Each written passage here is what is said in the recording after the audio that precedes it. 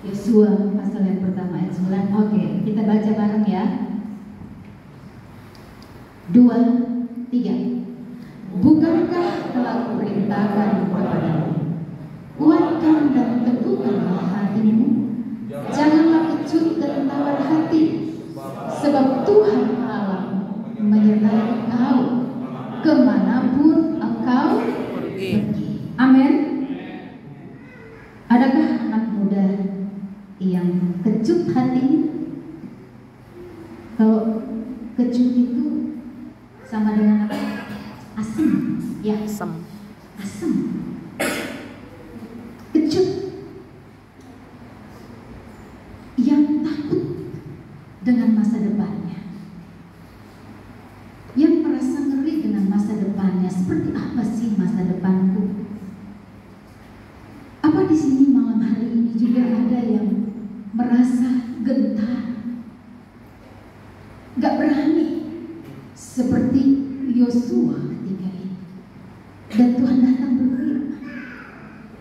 Apakah juga di sini ada anak-anak muda yang merasa tawar hati? Tawar itu gak memiliki rasa,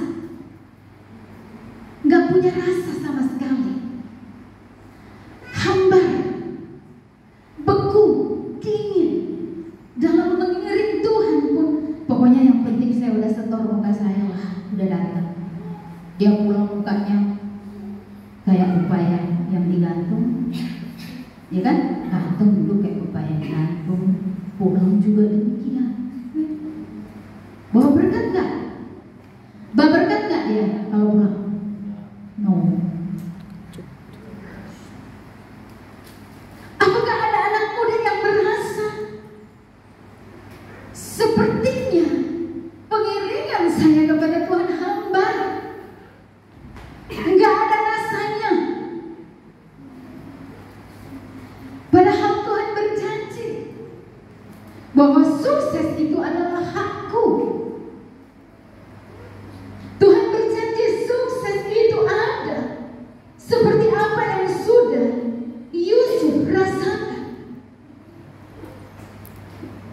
Kalau demikian Tuhan, saya harus berbuat apa supaya saya bisa mencapai kesuksesan itu?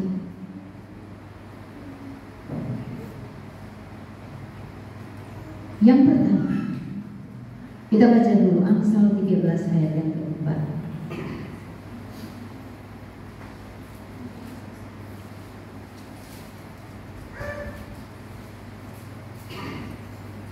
Kita baca bareng. 2, 3. Hati si pemalas penuh keinginan, tetapi sia-sia. Sedangkan hati orang rajin diberi kelimpahan. Amin. Semua yang ada di sini malam hari ini semuanya rajin. Amin. Toel temannya di sebelah, saya rajin.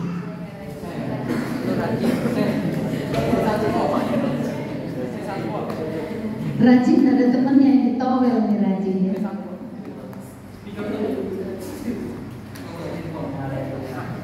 Ada yang malas gak? Gak mau lah ya kan? Rajin ya semuanya? Rajin semuanya? Amin. Rajin semuanya? Luar biasa. Karena kesuksesan itu ternyata ada pada orang yang rajin. Yang apa? Rajin. Towel lagi temannya rajin. Rajin ya bang? Kayaknya ada nih yang towel temannya ya. Towel temannya katakan rajin. Ayo.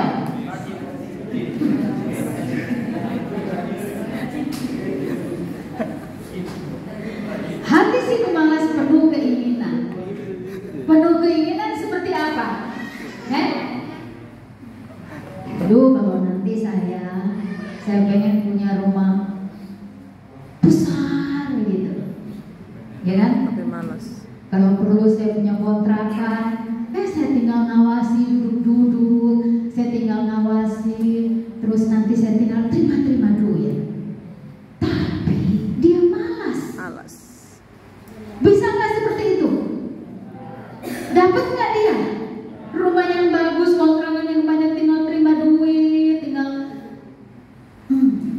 awal bulan 1 orang. Dapat nggak? Aduh, lemes banget sih. Dapat nggak? Tidak dapat. Jadi kesuksesan itu ada kepada orang yang rajin. Ada kepada orang yang rajin. Gitu dong, ya kan? Jangan-jangan udah capek memuji Tuhan kali-kali ya? Enggak ya? Kesuksesan itu ada pada orang yang rajin. Karena firman Tuhan katakan di apa? Diberi kelimpahan. Kalau kelimpahan berarti itu berlimpah-limpah, banyak. Haleluya, kata rajin. Kemudian sukses itu dikatakan libatkanlah Tuhan dalam perencanaan. Amin. Jadi ketika kita merencanakan sesuatu, Yakobus berkata, jika engkau merencanakan sesuatu, katakan apa katanya? Jika Tuhan menghendakinya. Jadi dengan kata lain, libatkan Tuhan di dalam perencanaan hidupmu. Sehingga ketika kita libatkan Tuhan, maka Tuhan akan memberikan kesuksesan. Lah bagaimana Tuhan mau kasih sukses kalau kita tidak melibatkan Tuhan? Tabrak aja, jalan saja. Lah Tuhan tahu hati saya. Terus kita lupa kita tidak berdoa. Tetapi kita mau belajar, anak-anak muda belajar. Kalau anak-anak muda kan cenderung ya agak susah ya. Anak muda berdoa susah, sulit. Itu nggak gampang anak muda datang, ayo doa, doa puasa. Nggak gampang. Karena merasa nih masih kuat, merasa bisa, mampu. Tetapi untuk meraih kesuksesan itu, Yakobus katakan, suratan Yakobus berkata, jika kita merencanakan sesuatu dalam hidup ini, kita harus berkata jika Tuhan menghendakinya. Melibatkan Tuhan. Karena apa? Karena Tuhan adalah sumber berkat yang memberi keberhasilan. Amin. Tuhan sumber berkat yang memberi kita keberhasilan seperti Yusuf. Yusuf arti namanya adalah kelipatan, mengalihkan. Jadi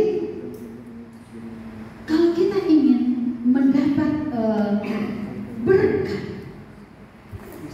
berlipat kali ganda dengan kesuksesan yang Tuhan berikan, maka kita mau seperti Yusuf. Kalau kita tahu Yusuf ini dia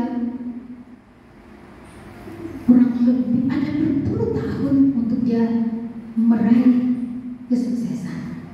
Banyak yang dia hadapi, banyak hal yang dia harus lewati untuk mencapai kesuksesan itu. Tetapi Yusuf, dia sabar dalam melakukan segala sesuatu sehingga janji Tuhan itu bisa terlaksana. Janji Tuhan itu dia miliki, sehingga dikatakan dia menjadi orang kepercayaan dari kepala penjara. Dan kita tahu akhirnya Yusuf ini menjadi kepercayaan dari siapa? Firaun. Luar biasa. Dia bukan orang Mesir, tetapi dia jadi kepercayaan. Mari pemuda remaja bersemangat. Amin. Membangun rumah kita di bumi ini, membangun rumah kita juga di sorga. Kita sukses di bumi, kita sukses juga masuk di dalam kerajaan surga. Amin. Jangan cuma sukses secara duniawi, tetapi ketika kita ada dalam kekekalan, bukan kekekalan di dalam surga, tetapi kekekalan yang berbeda, sehingga kehidupan kita ini menjadi satu kehidupan yang penuh diberkati, oleh Tuhan. Amin.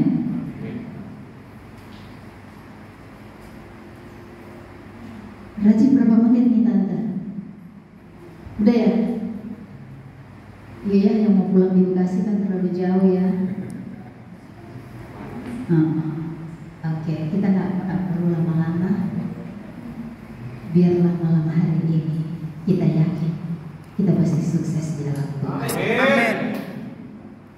Tuhan pasti memberi kita kesuksesan. Ada satu cerita, seorang yang bekerja. Dia sudah bekerja sekian tahun dan dia mau pensiun. Tuannya bilang begini, oke, sekarang kamu bangunkan saya sebuah rumah yang besar. Karena dia sudah mau pensiun, dia bilang ngapain saya buru-buru aja. Tuan saya ini nggak ngerti kalau saya ini sudah mau berhenti kerja. Kenapa dia suruh saya bangun rumah lagi? Saya udah mau pensiun. Kemudian akhirnya dia bangun rumah ini karena dia buru-buru sudah mau berhenti kerja. Jadi dia bangun pula buru-buru. Dia bangun semua buru-buru. Tante mau tanya dulu, kalau buru-buru hasilnya baik apa enggak? Enggak baik. Buru-buru baik apa enggak hasilnya? Tidak baik. Dia buru-buru bikin sampai selesai. Hasilnya tidak baik. Kemudian dia datang kepada tuannya. Dia bilang, Tuan, saya sudah selesai mengerjakan rumah ini. Saya mau pensiun sekarang. Saya sudah mau pulang. Kemudian tuannya bilang begini, oh kamu sudah selesai mengerjakan rumahmu? Iya, saya sudah selesai. Kalau begitu, rumah ini adalah milikmu. Hah?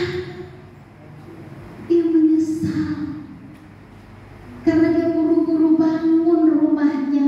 Hasilnya tidak memuaskan. Ternyata rumahnya itu diberikan tuannya untuk dia tempati.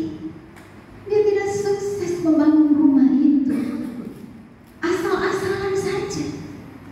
Nah, pemuda dan remaja, Anda, kita semua sementara membangun rumah rohani kita di bumi ini untuk kita tempati nanti di sana. Kita bangun, kita invest di bumi. Jadi apa yang kita lakukan di bumi dikatakan akan terikat di kerajaan surga. Jadi kita semua kita mengimpis. Sebab itu saya mau katakan, untuk mencapai satu kesuksesan, maka bangunlah rumahmu dengan baik. Amin. Bangun dengan baik. Bagaimana cara kita membangun rumah kita dengan baik? Kalau saya katakan tadi, pemuda remaja itu sulit untuk diajak berdoa bersama. Sulit. Banyak banget alasan.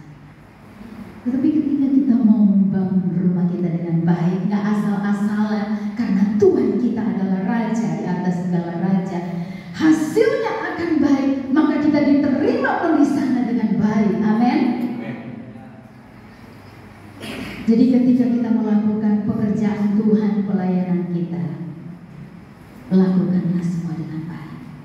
Karena itu kita sementara berinvest, sementara kita melakukan sesuatu untuk dikatakan sukses, bukan hanya di dunia ini, tetapi di kerajaan surga yang kekal untuk selama-lamanya. Amin. Amin. Poinnya, pemuda remaja, semua kita mau rajin. Amin. Amin. Yang mau rajin, lambaikan tanganmu. Amin. Semua kita mau libatkan Tuhan. Amin. Yang mau libatkan Tuhan, lambaikan tanganmu. Haleluya, puji Tuhan. Sehingga sukses adalah hakku. Sukses adalah Hakku. Coba kita katakan bersama-sama ya, dengan suara yang terdengar sampai di sorga. 2, 3. Sukses adalah hakku. Pakai mic ya. 2, 3. Sukses adalah hakku. Amin. Amin. Puji Tuhan, sukses adalah hak kita. Tetapi bagaimana dengan kehidupan kita, ya kan? Sudah dijelaskan. Saya tidak banyak lebar. Tuhan memberkati kita semua. Kita yakin kita bukan anak Tuhan yang dibiarkan Tuhan.